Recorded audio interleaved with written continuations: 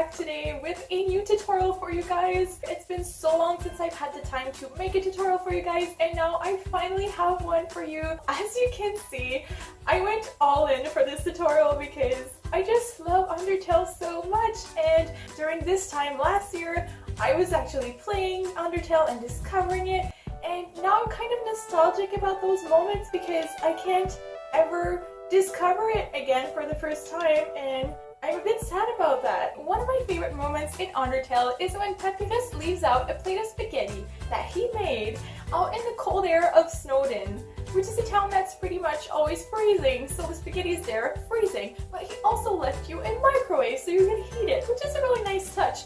Although, it is mentioned that the microwave is actually unplugged, so it's so cute how he leaves a note saying that the spaghetti is actually a trap because while you eat the spaghetti, then you're not progressing. And I just love how he thinks he's so clever and tough guy, but inside he's just a little sweetie. So I just love this little scene, and I thought it would make a great microwave magnet, which is super cute because you have your little microwave on top of your big microwave.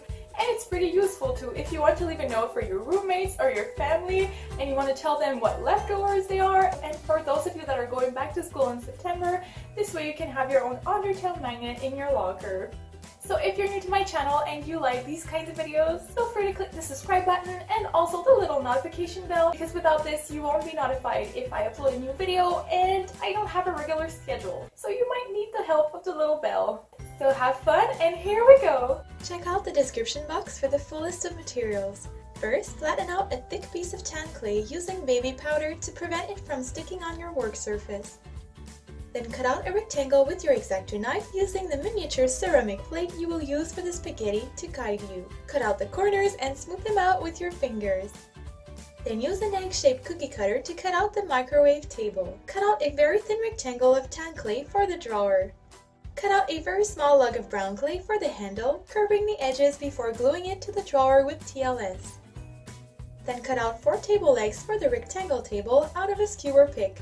Then cut out the table leg for the oval table in a slightly larger wooden stick, using your X-Acto knife, being very careful not to cut yourself. Then stick the table legs into the clay to make the indents where you will glue them once everything is baked. Prepare dark gray clay by mixing black and white and make a little ball of pale clay the same way. Flatten the ball of dark clay. Then cut out a rectangle for the microwave. Then cut out the corners like you did for the table. Then cut out a very thin sheet of light gray for the microwave window and stick it with TLS. Then cut out little buttons in a thin sheet of black clay.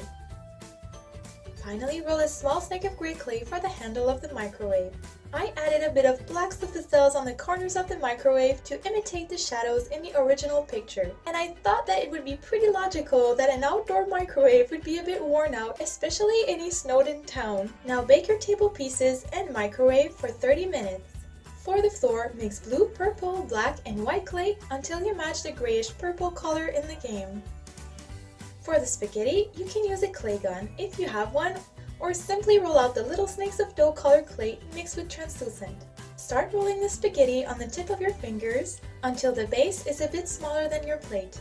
Make a second smaller roll of spaghetti and stick it on top of the first one.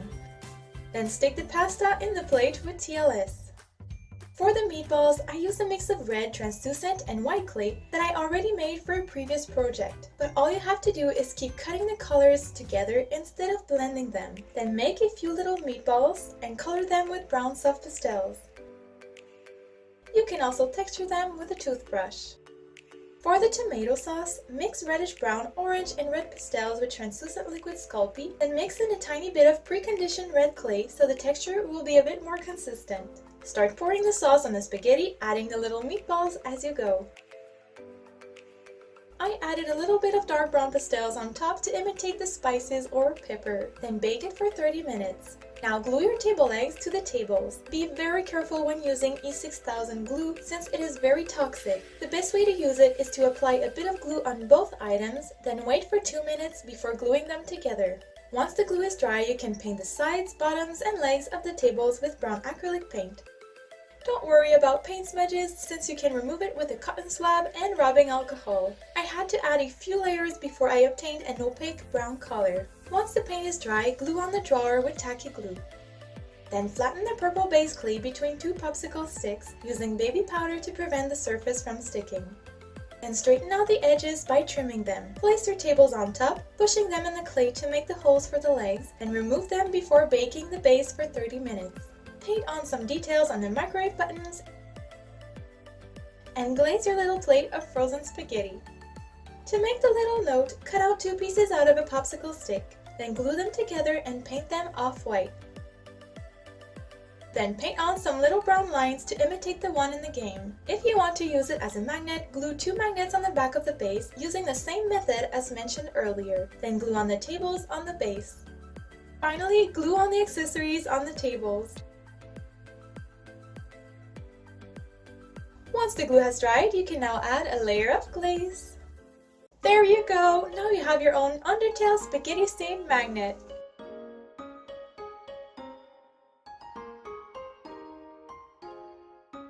Thank you so much for watching this tutorial. I'm so happy to share this one with you guys. If you liked it, please hit the thumbs up and share it. And also feel free to tell me your suggestions for future tutorials for when I'll have the time to make a new one. If you haven't seen them already, I also have 3 other Undertale inspired tutorials. I'll put the links in the description box below. And you can also tell me what you've been up to this summer because I love hearing from you guys. So you can share with me any of your summer anecdotes in the comment section below. I love you guys so much. Have a beautiful day and God bless you.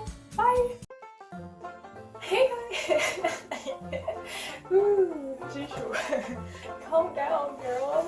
I'm just gonna say it the French way. The French way. Oh gosh. There's like this little flower. I just made it for this tutorial because I wanted an Undertale accessory. I already had the flower and it's super simple, guys. Just a little bit of felt and 3D paint and voila! Okay, I'm a bit too intense. This game gets me way too excited. Okay.